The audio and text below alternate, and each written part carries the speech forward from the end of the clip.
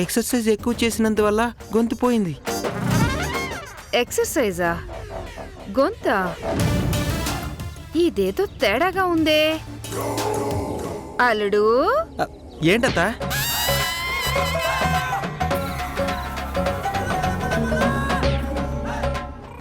కళ్ళు కాంపౌండ్లో కుండ దాచొచ్చు కానీ కళ్ళు దాయలేమల్లుడు. లే. ఏంట్రా ఇది? లేగదూడలా గెంతులేసావు. తీరా చూస్తే ఆడపిల్లల ముగ్గులేస్తున్నావు. అర్చనకు ముగ్గేయడం రాదంటత్త. రాకపోతే నేర్చుకోమనాలి కానీ నువ్వేయడమేంటి? ఇప్పుడు వీపు మీద దురద పెట్టిందనుకో, అది మనకు అందలేదనుకో, పక్క వాళ్ళ హెల్ప్ తీసుకుంటాం కదా, ఇది అంతే. ఏడ్చినట్టే ఉంది నీ పోలిక. వెనకటికి నీలాంటోడే ఏలేరా మగడా అంటే ఏల నువ్వెయ్యి దానికి తాళం నేనేస్తా అన్నాడంట. అట్టుంది నీ వరుస. అయినా పెళ్ళాన్ని అదుపులో పెట్టుకోలేనుడివి నీకెందుకురా పెళ్ళి పెళ్ళాం? అలా అంటావేంటత్తా? ఇలా కాక ఇంకెలా అనమంటావు? తాడిలా ఎదిగితే అయిపోదురా, పెళ్ళాన్ని గాడిలో పెట్టాలి. ఆయన ఇల్లరికం వచ్చి ఎలకలా పడున్నోడికి ఎన్ని చెప్పి ఏం లాభంలే.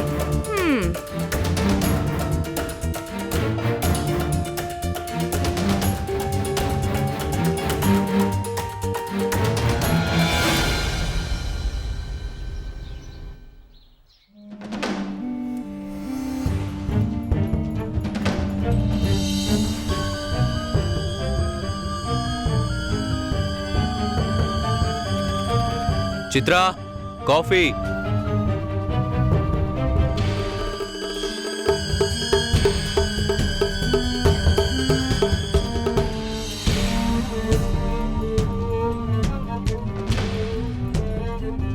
బేబీ, లేచావా లేదా?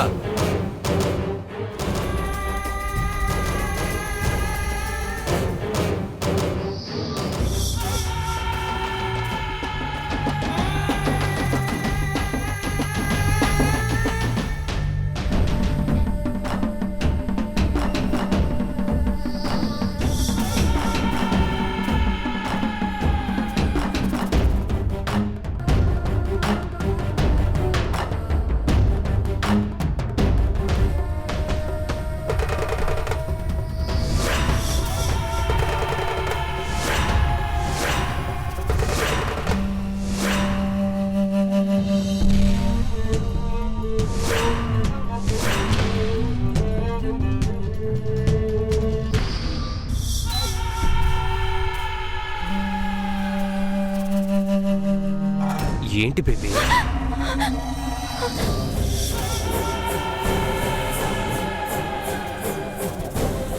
ఇంకా పడుకునే ఉన్నావా? అరే, ఒళ్ళంతా కాలిపోతుందే.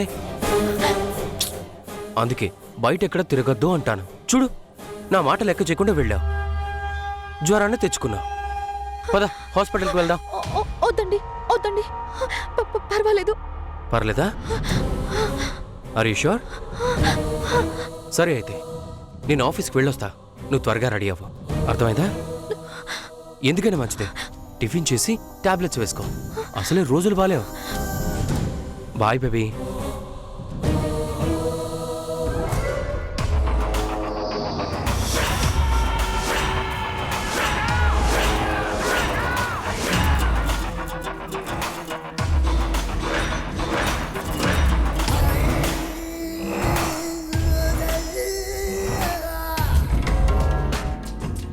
బేబీ,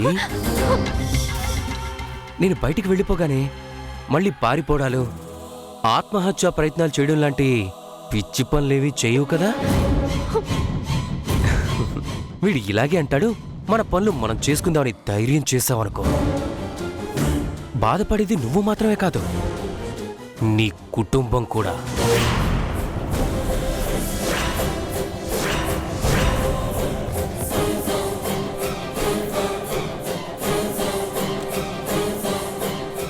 అసలే అప్పుల్లో ఉన్న పేరెంట్స్, వయసులో ఉన్న 2 సిస్టర్స్ ఉన్నారు. వాళ్ళ కష్టాలు తీరాలన్నా, మీ చెల్లెళ్ళ పెళ్ళిళ్ళు అవ్వాలన్నా వాళ్ళకి వేరే ఆప్షన్ లేదు. అందరికీ నేనే దిక్కు. నువ్వు నన్ను వదిలేస్తే నేను వాళ్ళని వదిలించుకుంటా. వాళ్ళు కష్టాలు భరించలేక వాళ్ళు కూడా నీ వెనకాలే వచ్చేస్తారు. ఆ తర్వాత నీ ఇష్టం. నువ్వు నా భార్య చిత్ర. నేను చచ్చేదాకా చచ్చినట్టు నాతోనే ఉండాలి, బ్రతికే ఉండాలి. సో మనసులో ఏదైనా ప్లాన్ ఉంటే దాన్ని వెంటనే సమాధి చేసి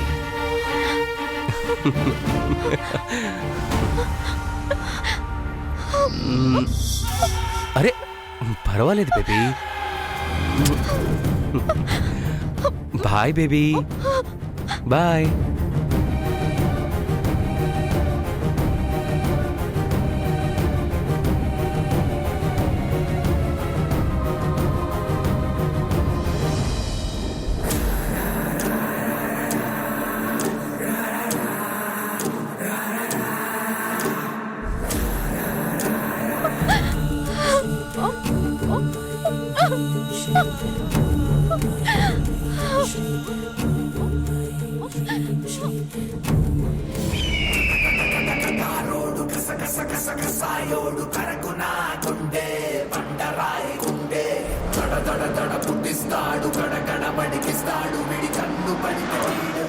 నమస్కారం బాబు.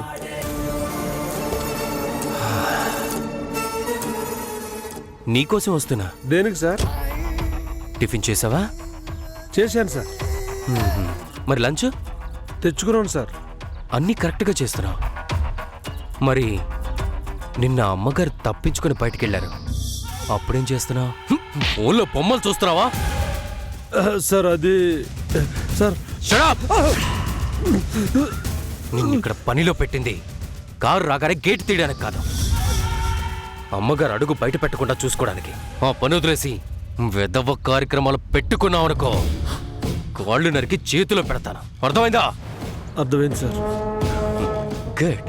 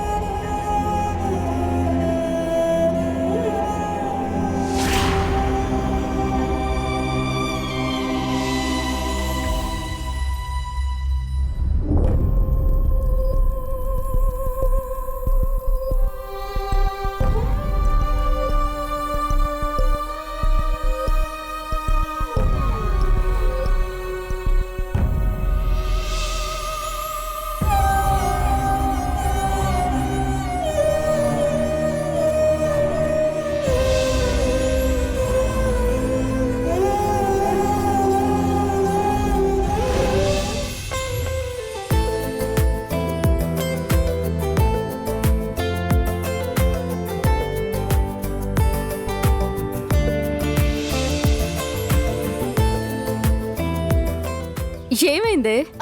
ఏం లేదు. ఏదైనా చెప్పాలా? అవునే. కానీ చెప్పాక నన్ను తిట్టకూడదు, ఏడిపించకూడదు. ముందు విషయం చెప్పు. అంటే నా నిర్ణయాన్ని నువ్వు గౌరవిస్తావు కదా. అబ్బా, విషయం చెప్పకుండా విసిగిస్తావేంటి?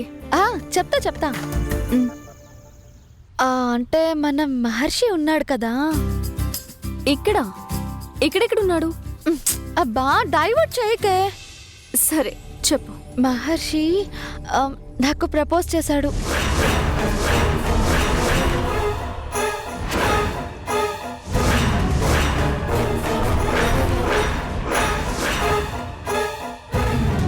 ప్రపోజ్ చేశాడా? ఆశ్చర్యమా, అనుమానమా? అయోమయం. అతనేదో నీతో ఫ్రెండ్లీగా ఉంటే ఫ్రెండ్ అనుకున్నాను. ఎంత కుట్ర చేస్తాడా? లవ్ చేశాడంటే కుట్ర అంటావేంటే? నేను లవ్ చేయకపోతే చచ్చిపోతా అన్నాడు తెలుసా. ఇది లవ్ ప్రపోజింగ్ లా లేదు, ఎమోషనల్ బ్లాక్మెయిల్ లా ఉంది. అలా ఎందుకు అనుకుంటావే? అది నా మీద అంతులేనంత ప్రేమ అనుకోవచ్చు కదా. అనుకోవచ్చే, కానీ ప్రేమ అనేది బెదిరింపు వల్ల బ్లాక్మెయిల్ వల్ల పుట్టకూడదు. మనసులో నుంచి పుట్టాలి, చచ్చదక్క మనతోనే ఉండాలి. మహర్షి కూడా ఇదే అన్నాడే. చివరి శ్వాస తీసుకునేదాకా నా చిటికెన వేలు వదలను అన్నాడు. భలే థ్రిల్గా అనిపించింది. ఏమైంది చిత్ర నీకు? నీ లైఫ్ పార్ట్నర్ని నువ్వు చూస్ చేసుకోవాలి గాని వాడు ప్రపోజ్ చేస్తే నువ్వు ఓకే అండమేంటి? అబ్బా శుభా, మనం ప్రేమించే వాళ్ళకంటే మనల్ని ప్రేమించే వాళ్ళ దగ్గరే మనం సుఖంగా ఉంటాం. కొత్తగా ఆటో స్టాండ్ ఏమైనా పెడుతున్నావా? ఆటో వెనకాల రాసే కొటేషన్స్ చెప్తుంటే డౌట్ వచ్చింది. ఆపవే, నీకు నా ఫ్యామిలీ బ్యాక్గ్రౌండ్ గురించి తెలుసు కదా. కట్టుకునే బట్టలే నాన్న ఇష్ట ప్రకారం కొంటారు. ఇక భర్త విషయంలో నాకు చూస్ చేసుకునే ఆప్షన్ ఉంటుందా? మహర్షితో అయితే నా జీవితం సంతోషంగా ఉంటుందనిపించింది. అందుకే క్షణం కూడా ఆలోచించలేదు. ఆలోచించాలి కదా, ఎందుకంటే నువ్వు ఎన్నుకున్నవాడు ఉత్తముడు కాదు. నువ్వు అతనితో కలిసి క్లోజ్గా మూవ్ అవుతుంటేనే చూసిన వాళ్ళు, అతని గురించి తెలిసిన వాళ్ళు నీ ఫ్రెండ్ జాగ్రత్త, అతను కనిపించేంత మంచివాడు కాదు అని నన్ను హెచ్చరించారు.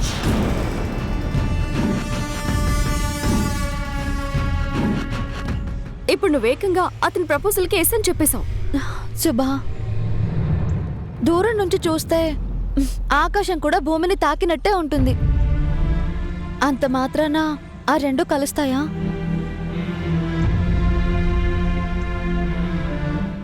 మహర్షిని దూరం నుంచి చూసి అంచనా వేసిన వాళ్ళ గురించి నాకు తెలియదు, కానీ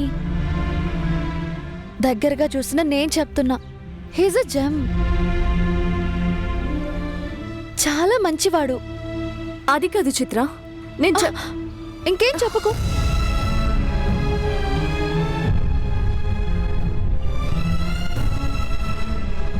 ఈ జీవితానికి ప్రాణంలా చూసుకునే నువ్వు,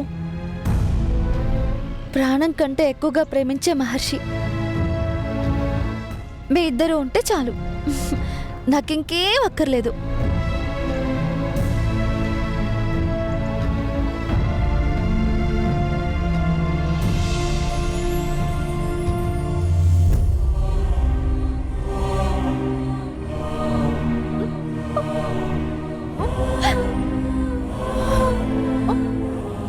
సుభా, నా జీవితాన్ని నాకన్నా దూరదృష్టితో చూసి నన్ను హెచ్చరించావు. మహర్షి నాకు కరెక్ట్ కాదని వార్న్ చేశావు. అయినా నీ మాట వినలేదు. దానికి ప్రతిఫలం ఇప్పుడు అనుభవిస్తున్నాను. అప్పుడు మహర్షి మాయలో పడి నీ మాటల్ని నా చెవులు వినలేకపోయాయి. నన్ను క్షమించు శుభా, క్షమించు.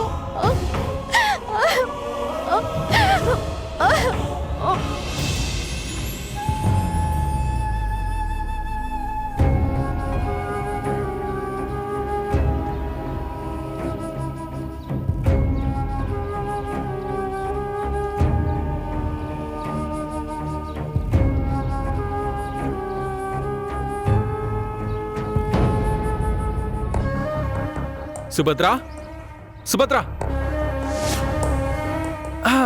ఏంటి మేడం, ఫుల్ బిజీనా?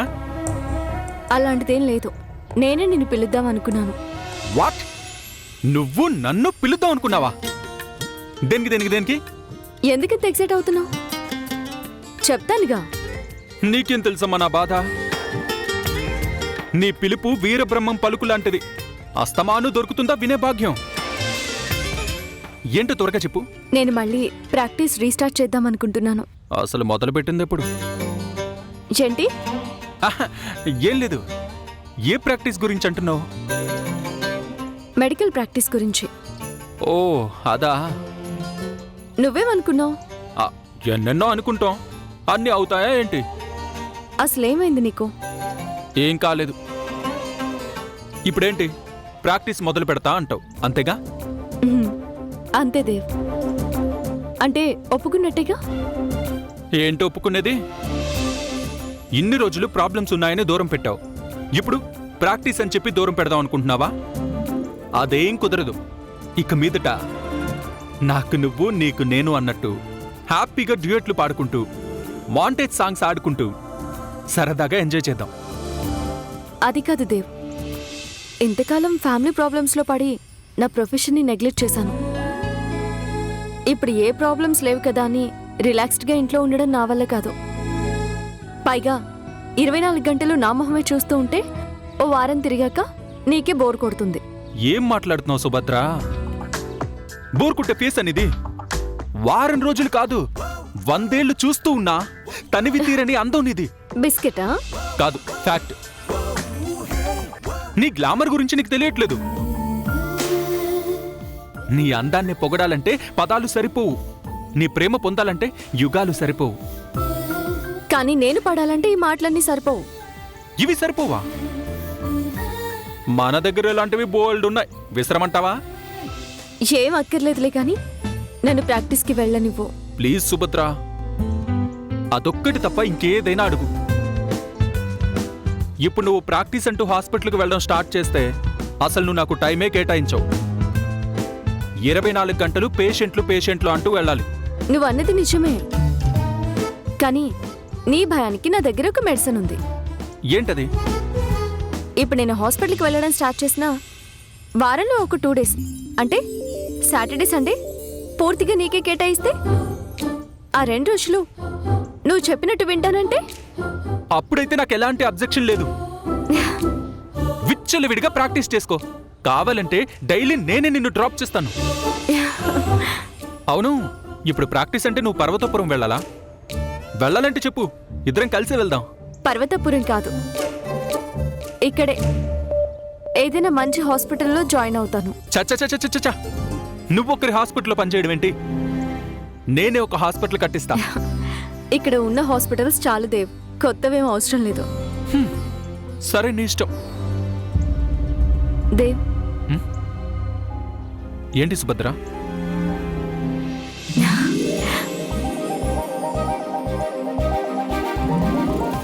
థ్యాంక్స్ దేవ్.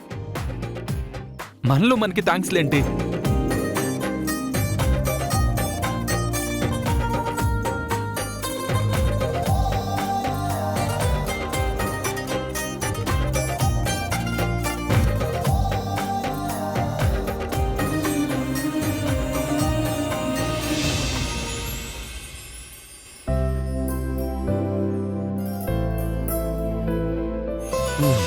ఈ షర్ట్ బటన్ ఒకటి అస్తమానం ఊడిపోతుంది. నువ్వేదో భార్యాభర్తల మధ్య రొమాన్స్ ఎక్స్పెక్ట్ చేసి ఉదయాన్నే ఊడిపోతావు. నీ ఊహల్ని నిజం చేయాలని నేను అర్చన దగ్గరికి వెళ్తాను, కానీ అక్కడ అంతా రివర్స్ అయిపోతుంది. అవసరమా మనకి? మనం కొట్టుకుందామా? మనమే కొట్టుకుందాం.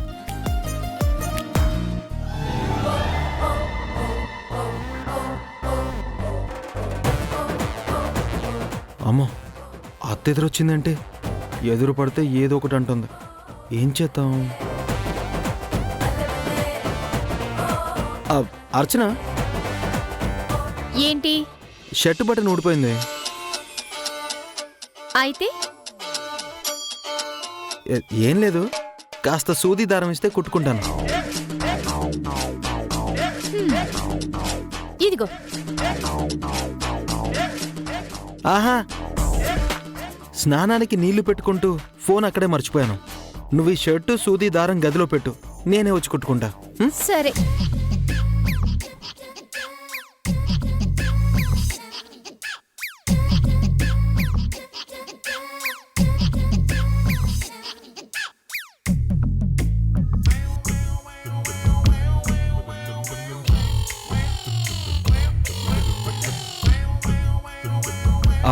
అత్త, నువ్వు ఇక్కడే ఉన్నావా?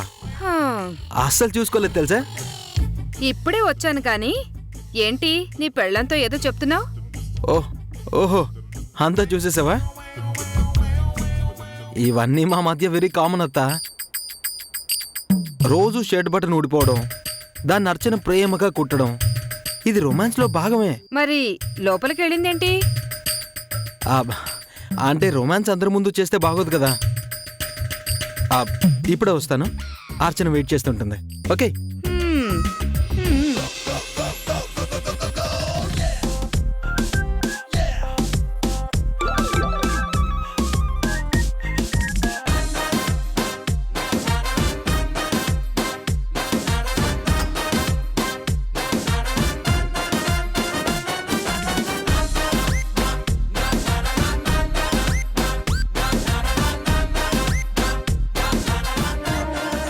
అత్త నువ్వు ఇక్కడే ఉన్నావా? ఏ ఉండకూడదా? అయ్యో, నువ్వు ఉండకపోతే ఎలా? నీకోసమే కదా ప్లాన్ చేసింది. ఏంటి? ఆ, ఆ, అదే నీకు నా గురించి పూర్తిగా తెలుసు కదా అంటున్నాను.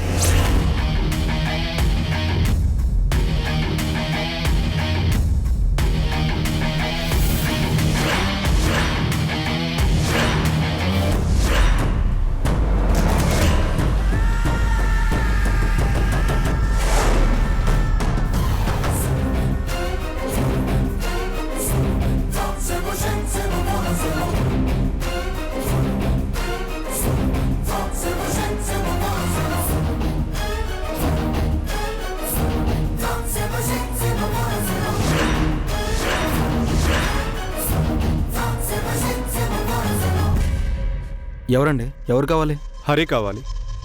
బావగారి కోసం వచ్చారా? ఏంటి విషయం? అతనితోనే మాట్లాడాలి. పర్లేదు, నాతో చెప్తే ఆయనతో చెప్పినట్టే. హరికి ఆకలేసినా మీరే తింటారా? బాగా అయిందా?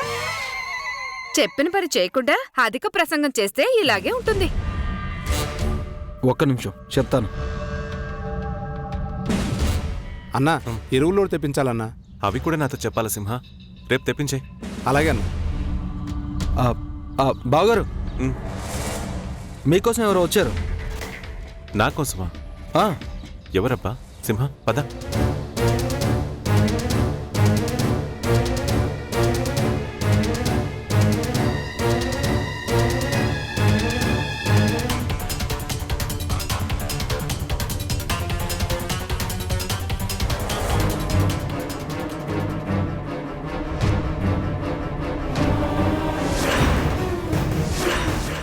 భార్యని ప్రేమించే భర్తలు అందరికీ దొరకరు. థ్యాంక్స్ అండి. నాకు నీ మీదున్న ప్రేమ చూసి ఆ అమ్మాయి తన దగ్గర ఉన్న పూలిచ్చింది తెలుసా? ఎవరు? అదిగో అక్కడే ఉంది.